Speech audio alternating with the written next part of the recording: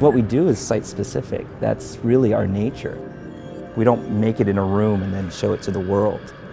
We make it in the space. We use the space. We use the sculpture. We use what we're looking at to inform the content and the vision. And that's kind of the puzzle we kind of create and put together. Through projection mapping on the surface of these works, we're creating this really unique dialogue between the work of Klip Collective and the sculptures in the collection. Grounds for Sculpture in Hamilton, New Jersey has 42 acres open to explore in the daytime, year-round. Night Forms, a special exhibition by Klip Collective, is open after hours. It's a magical new way to experience the art.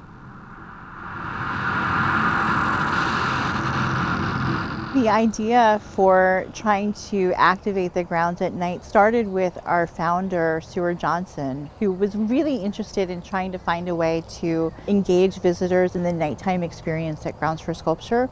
So he presented that challenge to us, and after a few years of research, we kept coming back to Klip Collective. Philadelphia-based Klip Collective has created digital events for commercial brands and immersive environments at places like Longwood Gardens in Pennsylvania and Desert Botanical Garden in Arizona. But Grounds for Sculpture offered a different kind of opportunity. One of the coolest things we do is project on plants and illuminate nature in interesting ways. But I'm looking around here and I'm like, man, I really want to projection map these sculptures. But I remember when I saw Bruce Beasley's Dorian, I kind of lost my mind. And I was like, oh my God, I know exactly what to do with this. There's so much movement inherent to it just sitting there. And it has the scale and the angles and the sharpness and the shininess. So much of the inspiration comes from the actual work. Bruce Beasley and other artists were asked if their sculptures could be used as a kind of canvas for Ricardo's digital art. They all said yes. Then the Klip Collective team got to work.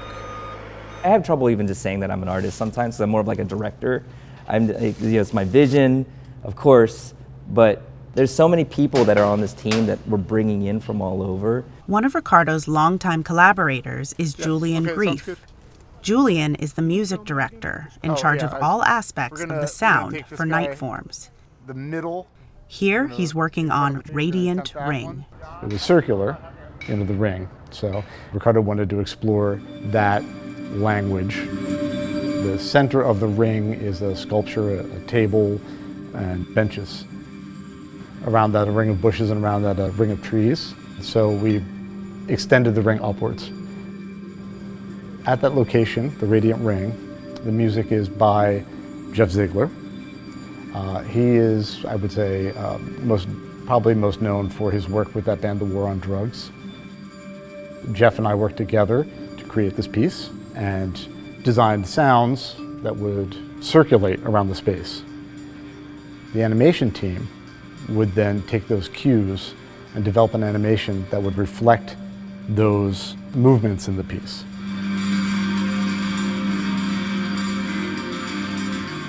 Sound is integral to Ricardo's process, so it is really part of the experience that he wants to bring to people. Sound, sculpture, two totally different things, right? And then we go from there, we then scan and create 3D models of these objects. So then we get into the tech of it, then we have a 3D model, and then I bring in an animator, and then we start interpreting the actual physical part and animating things onto it. But we use the music as our script. Night Forms takes existing sculptures in surprising directions. There's also a new sculpture in the park, designed by Ricardo Rivera. It was fabricated in the nearby Johnson Atelier, where Seward Johnson's works, like this one featuring Abraham Lincoln, continue to be produced and repaired. It's so exciting to be working with the Atelier here. I have so much respect for them. This is a forced perspective piece, so this circle that's behind me will be closest to the path, which is this circle.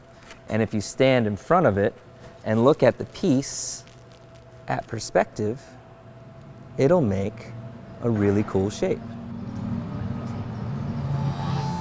Klip Collective created 13 sites to explore at Grounds for Sculpture, each one leading to the next in a dream loop.